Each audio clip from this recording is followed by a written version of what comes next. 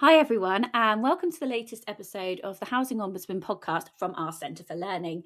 If you don't know me, I'm Anthea Chilton, and I'm one of the sector learning and development leads here. And today I'm really pleased to be joined by Dr. Michael O'Flaherty. And Mike's been looking at how organisational culture and knowledge management shape mergers in housing associations, which feels like a really timely topic. And we're going to talk to Mike about what he's found and what actually happens in practice when organisations merge together. But before we do that, Mike, hello, and thank you so much for joining me. It's really great to have you on today. Would you like to kick us off by just introducing yourself and maybe giving us a bit of background on your research and what drew you into that area? Yeah, of course. No, hi, Anthea. Yeah, my name's Michael O'Flaherty. So I've been working in and for housing associations for the past sort of 20 years now. So for the last 10 years, I've been working directly for housing associations in various roles. Before that, I was a building surveyor, primarily working in the sector for housing associations. So I've been working quite closely with them for a long time. My background's mostly in fire and building safety. So originally, my research, it was kind of looking at, the Building Safety Act, how to implement the Building Safety Act. Those discussions kind of said it has to be a novel element to your research. So what's different about what you're doing? So we looked at things like mergers. What would happen if there was a merger while you're trying to implement something really complex like the Building Safety Act? And over time, the merger element kind of became like the primary point of actually this is what's interesting about what we're researching. So what I kind of explored was how organizational culture and knowledge management influence the success of mergers, and ultimately how could I develop a practical framework or a toolkit that would help go through those three phases of merger, of the pre-merger, the integration, the post-merger phase. I think what drew me to it was, as I went through the literature, there was a clear gap between being theory and practice. So, why were people doing it in practice, and what was the literature saying were the risks? So, lots and lots of research was saying, between 70 and 90% of mergers always fail to achieve their intended outcomes just because of this cultural misalignment and not really looking at the cultural due diligence. So I think in housing, there's lots and lots of mergers happening more and more frequently. So I thought, it's actually a really good time to look at this and give people those extra tools. Do you know, I think that's really interesting to hear how that sort of shifted over time. And it sounds like once you almost started pulling at the thread, it naturally led you towards looking at the cultural and the people side of things as well. And also that gap you mentioned between theory and what actually happens. I was really nodding along to that. And I think a lot of people listening will be as well. So when you really started to delve into the people side of things, what was it that stood out most to you? So, the way I did my research was, first of all, it was a literature review. So I was going through all the academic theories, and then I did some questionnaires, I did some interviews, just trying to unpick what were the thematics, what were the most important things. So, some of the significant things were about employee engagement. So how do employees relate to the business, and how do they relate to their own work? So I think in housing associations, there's a lot of work engagement, which is, their personal innate connection to what they do, and that can be highly impacted by changes in the business. So employee engagement, work engagement, social identity was a big one as well. So social identity theory looks at how you feel, how you fit in. So when mergers are happening, you're taking out of your known world, things like, so we need to understand like how does that impact people. Staffs don't just change jobs during a merger. They can lose their sense of identity, and it's the creation of the us versus them dynamics that I think are really looked at. Alongside that, engagement literature shows that uncertainty, lack of communication, there's a perceived unfairness directly reduces motivation and performance. So I think what really stood out in practice was these aren't secondary issues. These are the merger. These are primary functions that we need to be considering rather than the finances and how many stock have you got, where are the buildings. It's well, actually the people run the business. How are they going to merge together and be able to deliver what we want for the customer? Yeah, I really like how you say that these things aren't just sort of part of the merger. They are the merger. They're not secondary issues. So that's really interesting to hear. Um, and that identity piece, especially, sort of, I think people will really people that have been through mergers will really Yeah. recognise that feeling. So that's really interesting to hear. So when a merger actually gets announced, what does that look like and feel like day to day? What did you notice starts happening? So one of the academic papers I read was about something called merger syndrome. So basically, once a merger is announced, it triggers merger syndrome, which is like uncertainty, anxiety, speculation. So where there's avoiding communication, it's filled with people chatting and theorizing, and if they don't know their job's safe, it's not safe for that long period of time. And what will happen in a merger is, there'll be lots of discussion about what order things are going to happen in, and it all be for the right reasons in the boardroom, but on the shop floor, if it's not going to be until year 2, year 3 that we get to this department, there's lots of anxiety. People start thinking about leaving. People will put the rumor mill, get that working. So it's kind of like, what is it? It's a fear of losing their jobs or having to change roles to something that they're not comfortable with, against that loss of identity and organizational pride, a reduced trust in the leadership, and then, the rumors come in where there's weak communication. So I think, that aligns with change management theory. So like research from, people like Kotter, where uncertainty creates resistance. So if you don't manage it effectively, you're going to get a lot of pushback. So, with my output framework that I did off the back of my dissertation, it really looks at those early stage actions, like, how do you set the communication timeline? It's a big thing about involving middle managers as change agents. So, there's a reluctance, and certainly from the interviews I did, to bring middle managers in too quickly to things, but they will be delivering the messaging. They will be telling you what's happening on the shop floor. They will have to push the message back down again. And it's important to sort of take that middle tier of management into the process. You don't need to have them involved at the high level decisions, but they need to be brought in a bit earlier and given a bit more understanding of the whys, so they can deliver the message a bit better. Otherwise, they're kind of trapped going, I don't know why this is happening or when this is happening. And that again sort of creates that feedback loop of the rumor mill. I suppose by not having that middle management involved earlier on, it creates a bit of a missing link there, and I can see why that would could cause quite a lot of uncertainty. And like you say, the rumor mill, and often people end up filling the gaps in a bit by themselves, I think. And like you say as well, it's not unexpected, but it's not always handled in the most consistent way, perhaps. So did you find that organisations were giving that side of things much attention, or were they more focused elsewhere? I think from the literature, from some of the interviews I did, there's a clear imbalance that organisation has to focus on the governance. So it's the financial model, governance structure, legal processes, and that takes up the majority of the oxygen in the room, so to speak. So from the interviews, and I put some quotes in the framework where asking about the due diligence, and there's a real feeling that, well, the culture will fix itself. We've got more important things to do. They'll do what they're told. The primary culture will override the other culture, and everyone will be fine. But that's really the case. So when culture and engagement are deprioritized, I think one of the papers I read by a writer called Panda, he said, culture's too woolly and amorphous for executives to understand, so they ignore it essentially and say, well, I understand finance, but I don't understand that. Therefore, it can't be important because I'm important. If I don't understand it, it can't be important. So it's pushed to the side. There'll be lots of things that HR do, but ultimately, it does take a lot of planning, and I think some of the tools I put into my framework just really help make it seem quite obvious. You go, oh, that isn't as mysterious as it should be. If I follow these rules, if I answer these questions, then actually I get quite a lot of knowledge about the different cultures that are going on and things like that. So I think my framework really looks at the cultural due diligence mapping.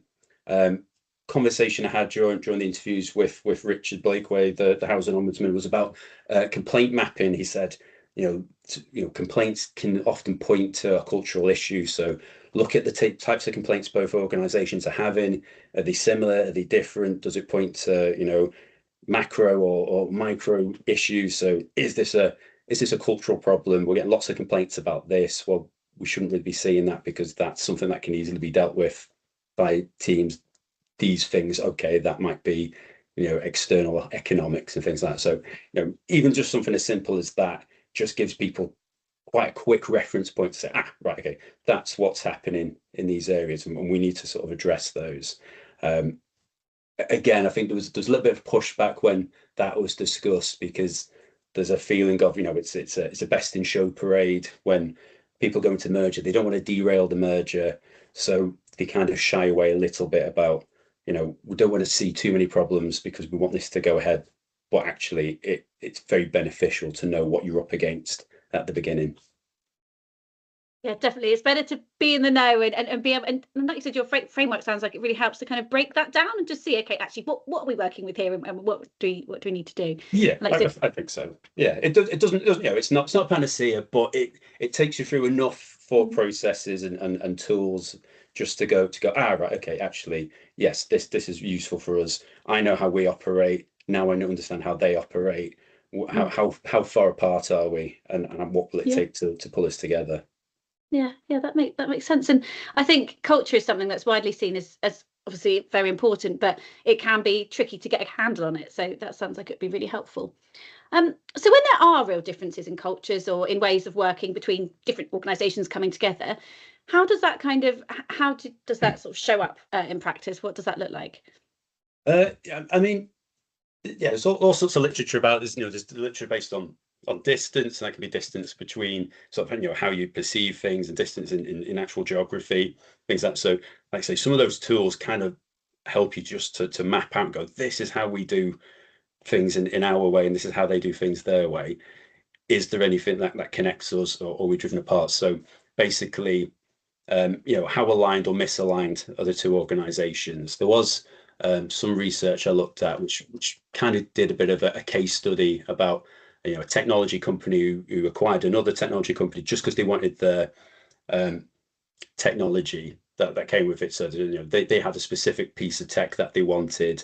They acquired the company, and they never got it because one company was highly sort of focused on having all data in systems, be able to write it down, very formal. The other company, it was all tacit information. It was inside people's heads. It was very laissez-faire.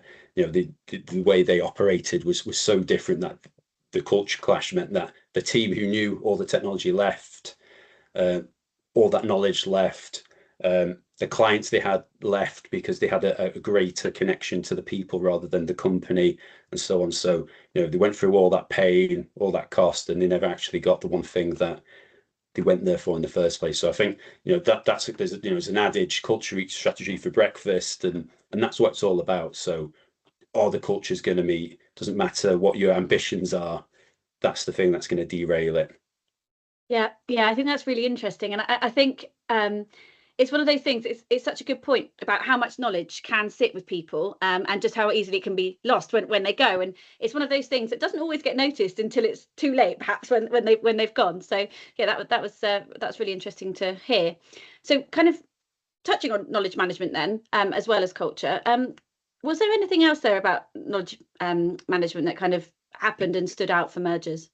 Yeah, I think definitely from the interviews, I think knowledge management was kind of well understood, and people did discuss that.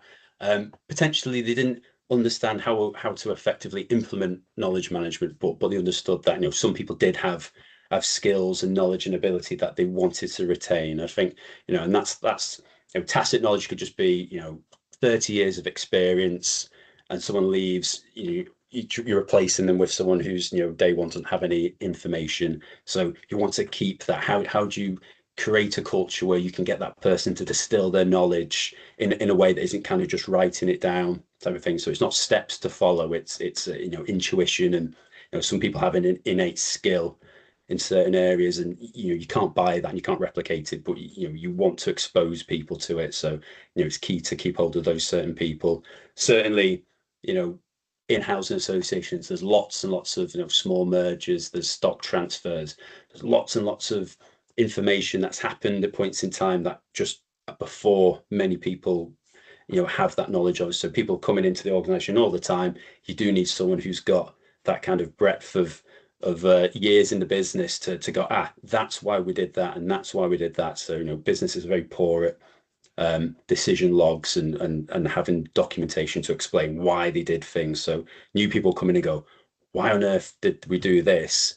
And you need someone to say, I know why you did this, and then you can unpick, there's a good reason for that, or oh, what's happened there is that's a short-term fix that became business as usual. That's now a kind of a long-term problem. And if you don't have the right people, you can't understand those long-term problems in the business. So I think, there's often poor knowledge transfer between the organizations. People are scared to give their knowledge, certainly if they're in an acquired company. Sometimes there's an over-reliance on systems, just trying to enter, raw data and thinking that's the same as knowledge and things like that. So I think, again, like some of the tools I use are like knowledge mapping. So how did the two organizations look at knowledge? How do they control it? Looking at retention strategies. So what are the different ways of trying to just make sure people stay in the business? A lot of literature says, the most capable people are the people who sense, poor culture the quickest and are the easiest to like move on to another organization. So it's kind of capturing them and saying, what do you want? Do you want money? Do you want exposure to this? Do you want promotion routes? And you've got to keep hold of that knowledge at least for a certain amount of time. So I think when it's done well, it can really accelerate the integration. And when it's done poorly, it can really slow things down. I like that idea that it's not just about writing things down. It's the context and the experience behind that it really matters. Because without that, you kind of lose the story of how things got there. And I can see how getting that right would make a real difference to how quickly things all come together. So stepping back a little bit and thinking about from a leadership point of view now, what do you think makes a difference there? Uh, yeah, I think it's changing the mindset from like transactional and process driven of this is what we need to do. We're going to do this, and then we're going to do this, and we're going to do.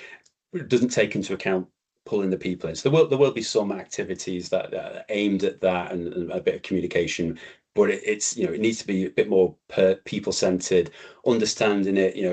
When you go really deep into the literature, you understand how different people react to change, and you need to put your arm around some people who are very change adverse, and they can be affected by relatively minor change in the same way as the loss of a person. You go through all the 7 levels of grief and things like that, and you have to kind of lead them through it a little bit. And if you think of it as like, oh well, that's silly, they should just get over it, so well, actually that is going to take up a lot of your time if you ignore that element of it. So how resilient to change are the staff? Who's going to be okay, who's going to need a little bit more help?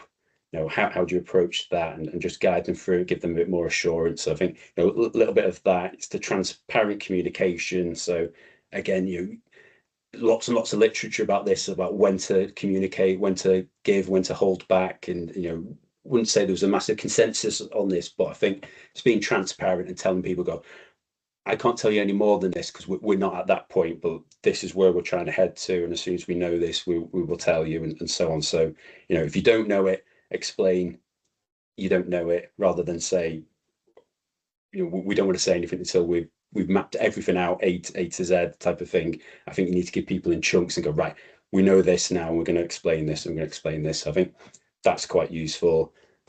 Using the middle managers again, I think is important. Lots of resistance to that from interviews, and again, I think it's a really important part of the puzzle of that they know the staff a lot better.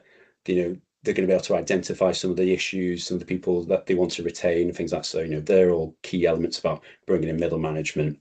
And then there's literature about like perception gaps as well. So do people understand what they're agreeing to during a measure? So there's the gap between the perceived agreement and the actual agreement. So do people know what's expected? And the bigger that gap, the more difficult it is to kind of bring people together. So do managers know what's expected? Do the staff know what's going to be expected of them? So you can just coast through the merger, but the expectation is, oh, actually you'll be doing this, and this, and these extra things. And if they didn't know that, then that sort of drift between those 2 points really causes quite a lot of upset. Yeah, I think you mentioned that gap as sort of what is expected of people and what they thought was expected of them. And Yeah. that's really interesting. Again, it comes back to your point about that good communication and being transparent as well. And I think we say that a lot, even if there's not necessarily an update, that's still an update to say, you know, we haven't got an update yet, but this is when Yeah. you can expect to hear more, but rather than sort of not saying anything or you know, just saying we can't tell you. So I think that's really important, and it feels like quite a shift actually from focusing solely on a process to really thinking about people and how they're experiencing the merger, because it's like we said earlier, it's very sort of daunting, and people can Yeah. feel quite anxious about it. Perfect. I mean, I think there's a parallel to, you know, you'll know very well working for the housing ombudsman Yeah. that it's communications, like, you know, a big driver of complaints. You know, it's like people get anxious, like, I just want to know what's happening and when it's going to happen, what's the impact to me, and things like that. And it's the same in the Yeah. workplace. You know, if we're withholding information, creates anxiety, and, you know, people are going to feel like you're hiding or obstructing something from them. Yeah, sure. And I guess it doesn't just stop once everything technically is merged as well. There's that time afterwards as well. So could you tell us a bit about what you noticed, what happens over time? So does it settle? What happens once the Uh, mergers happen? yeah, I think that is interesting because, you know, mergers, they don't end, they evolve. I think so. You know, I've worked for two organisations that have gone through a merger. Um, the current organisation I'm in, I think it was nearly 10 years ago, 8 to 10 years ago, the merger. Still lots of language in the business about, you know, legacy this organisation and legacy that organisation. So there's still, you know, talk about them being two separate entities that aren't unified yet, and, you know, that's a very long period of time. You know, 10 years would be, you know, quite a long stint for a lot of people in one organization. So it's outlasted probably quite a lot of people, and it's still not come together. So I found that really interesting. That, you know, you have to focus on the post merger elements as much as the pre merger elements. You know, once it's kind of done and you've signed the document, there's still lots of work to do. And again, you have to keep pushing it through. There's lots of research on, you know, the size of the change is so big that you have to kind of future proof it so that new managers don't come in and try to unpick some of the things that have to be in place to keep that merger sort of together. So I think that's quite important. Um, I think, you know, yeah, even years later. So it's, you know, you have to still be looking at, you know, other cultural differences. You know, do we have to adjust the processes? Are we rebuilding engagement? You know, what is happening? I think, you know, an interesting thing is like, who becomes the main player. So, you know, you might acquire someone, but, you know, do they have people? Do people start using that as the head office and things like that? So, you know, there's lots that go on, and that kind of impacts long term how people sort of view the merger, and it very rarely gels in an easy unifying way. I really like that idea that mergers don't really end; they just keep evolving over time. And I think your point about it still being felt years later is really interesting, especially where that sense of legacy can still be there in some organisations. And I do think you touched on this earlier as well, but I imagine things like location and identity play into that as well. So, I'd be interested to know if geography makes much of a difference. Uh, yeah, I would say it definitely does. So from the two, you know, well, all three places I worked for have merged, but one was sort of a regional. Two of them did have an organisation based in London that was merged with, and in both cases they were the acquired organisation. But just, you know, because it's London, you've got that bigger talent pool. There's lots of housing associations based there. You apply for put roles out, you know, people see that. So that can becomes the new hub. You know, it's easy to get to on the train and things like that. So regardless of the head office being somewhere else, and quite regional, and probably quite proud of where they come from, over time, where you've got that London office, it's like, okay, well, let's all just meet in London. Let's do this. You know, the execs start going to London more, and it kind of does take over. So this is purely from my own experience.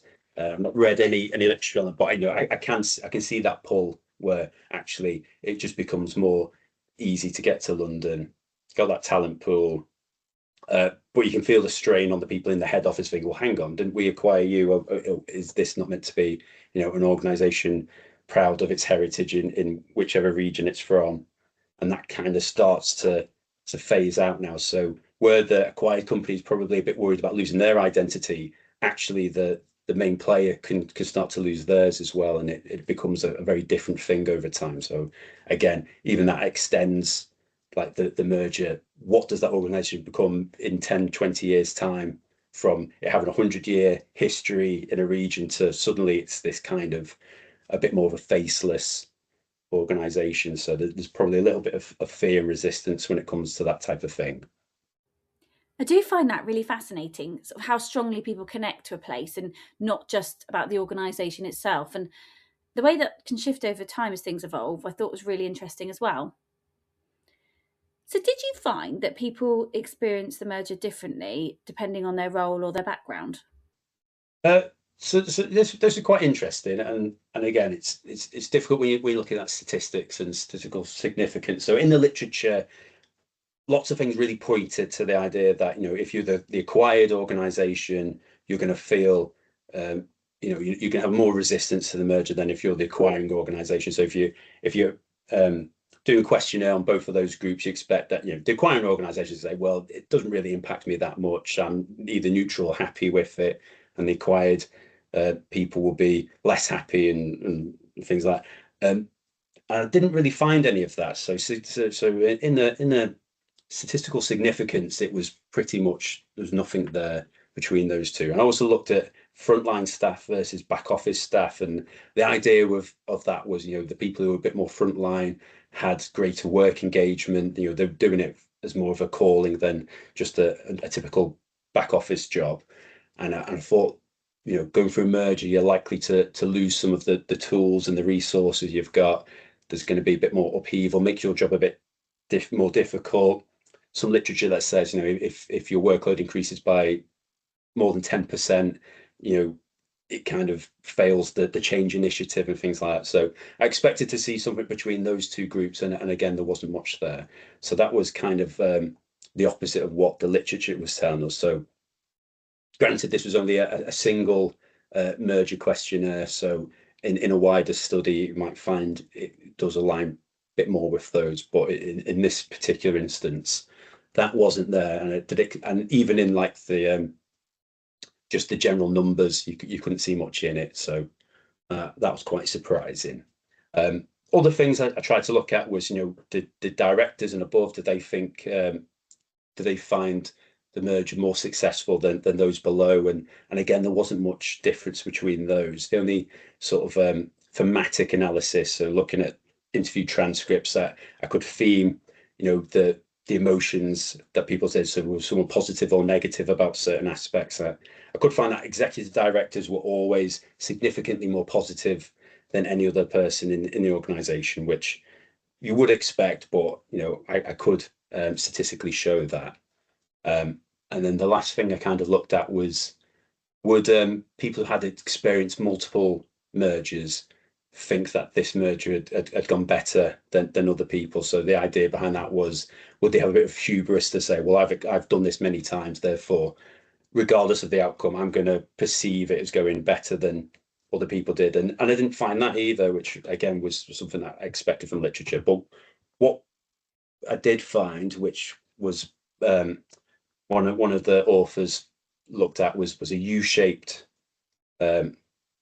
sort of outcome. So first merger, that would be your benchmark of how you felt it went, and the next one might go worse, and the one after that might go worse, but then you perceive it as going better. So the learning didn't occur until maybe you hit your third or fourth merger. So people who'd experienced multiple mergers kind of started to see their sort of perception. So that was quite interesting, because that does show a little bit of learning, where what we weren't seeing was lots of lessons learned and things like that. So I think at a certain point of how many times you've taken the pain, you start to actually go, right, okay, I need to learn from this. I do think it's especially interesting where what you found didn't quite match what you were expecting to find. And I really like that idea that learning isn't a straight line. I think you mentioned a U shape, but that you do eventually start to see the progress over time. So, thinking about that, how well are organisations actually capturing and using those lessons? So this was interesting. So in questionnaires and in interviews, it's asking these questions. So the literature kind of flat out says people just don't do lessons learned. They don't learn from experience. So experience in and of itself doesn't equate to learning. You must look at what happened, synthesize it, understand it, and then you can kind of take that learning. So it was kind of asking those questions of, do you think this has happened? Did you see any lessons learned? Do you think it was done? And pretty much everyone bar a handful said no. And then it was the question of, where do you think lessons learned were disseminated to? And everyone's kind of said the very, very top. So in interviews, I asked these questions, and half the directors said they didn't think any lessons learned were done. Some said yes, they were done, but not very well, and a couple said yes, they were done, but they were only shared at exec director or chief exec level. So there's lots in the research that kind of says you've got to do lessons learned, but the benefit of lessons learned is to disseminate it through the business. So today's managers are tomorrow's directors, so they can benefit from this learning now. So they will be involved in a merger at some point. What's the point of waiting until they get there and then having to go through this potential U-shaped learning curve where they could have some like immediate response? And even for the general employees, it's about saying, we're sorry, we learned this and we did this and we could have done this better and we will do it better next time. These are the things we've learned. So I think it's really useful to share that top to bottom. Make sure you have a process for mapping it out. So the event, what happened, what was the outcome, what's the recommendation, are there any actions that go with it? If you've had that structure and you're looking at positive events, so what went well, just because it went well once doesn't mean it'll go well the next time if you don't learn from it. So it's looking to learning. If it was neutral, it's still worth doing. So it's a case of, it was neutral, can we turn that into positive, or is it something that is actually not beneficial to us next time? We can kind of ignore those elements. And then obviously if it was negative, we want to avoid that next time. So how do we learn from that? So the important things are looking for cultural risks, communication failures, and like knowledge loss points. And that's what they get to. But throughout everything I did, the literature, the questionnaires, the interviews, lessons learned are just not really thought about. And I did look at some previous lessons learned, and there was lots of blank boxes and empty spaces and limitations, and they clearly hadn't been looked at because there was a couple of like really interesting learning points in there that probably would have benefited them on this merger. Yeah, I could talk about lessons learned for ages too, actually. And that point you made about not just capturing them, but actually sharing them more widely across the organisation is really key. Not just sort of keeping them close to your chest, but making sure everyone else in the organisation knows about them too. Because otherwise, I think they just stay as, well, lessons identified rather than something that can actually lead to that change. And like you say, it's about really taking the time to reflect on what worked, think about what didn't work and what could be done differently for next time. So if you had to sum it up, what is the one thing you'd say to leaders before they even started heading into a merger? Uh, I think for me, the whole basis of like the framework guide is, is treating culture and knowledge as a core sort of driver of the merger, and not a soft extra. So the work you do on that will provide a lot of benefits. So if you don't understand how people work or how they think, how they share knowledge, then you don't really understand the organizations that you're trying to put together. So you can fix systems, but once culture's broken, it can take a long time to rebuild. And it takes a lot of energy, and the right people need to be sort of working on that for could be decades. Yeah, I think that's a really helpful point to kind of reflect on as we come towards the end of the Mhm. podcast. So just to kind of finish us off then, what do you hope that people take away from your research? What would you like to see be done differently? Uh, I think it's kind of, as we just said there, it's making sure that want to encourage people to look at the cultural due diligence element of it. The literature's sort of screaming about it. It was clear in questionnaires that it's not done. People don't understand the why of things, so the communication is poor. We're not mapping the compatibility. We think it is an afterthought and it will fix itself. Certainly in today's sort of working from home environment as well. You can't walk the floor. You can't get a feel for the vibe of a company anymore. people being on teams and things like that. The office culture is very different. So, you do have to go through these cultural due diligence, understanding processes, because, you can't just kind of turn up at an office and go, all right, this, feels like something that we could merge with. It's not like that anymore. It's different teams on different days, if at all, and things like that. So, it's a really big consideration post COVID to kind of like think about things differently, and what's the impact of that. And even more so lots of the literature was pre-COVID, and it was kind of pointed at this, but even now it's even more different. So you have to pick up on all those. So it's about just bridging the gap between like the tangibles and the intangibles, and hopefully what my framework does is turn the intangibles into easy to follow toolkits and guidance, and just giving a bit of understanding. And as I say, I've thrown in some quotes from directors and exec directors to kind of give you an understanding of that's what they're thinking, but here's why we should do it differently. Because here's the toolkit, here's the literature. If you do this, you will understand those organizations in a different way. So I think it is very important. The finances are important, but again, once that's done, the ink dries, you've got a long road to sort of travel if you haven't done some of this due diligence. Brilliant. Well, thank you so much, Mike. I've really enjoyed that. And it's been really interesting to unpack it and to hear all about your research. And I think there's definitely a lot there for people to take away. So, yeah, just thank you so much for your time. No, you're welcome. Thank you for having me. And of course, thank you to everyone for listening. We hope you found that useful. And we'll pop a link to Mike's framework for you to have a look at in the notes. So that will be there for you too. So thank you again, and bye for now. Hope to see you soon.